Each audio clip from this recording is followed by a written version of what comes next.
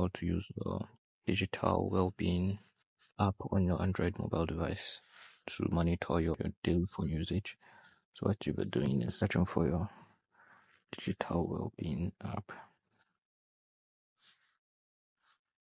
Once it's open, you'll see a chart showing you what apps you use the most during the day, and once you click on it, it will show you a breakdown on everything on how you use your apps, just like mine.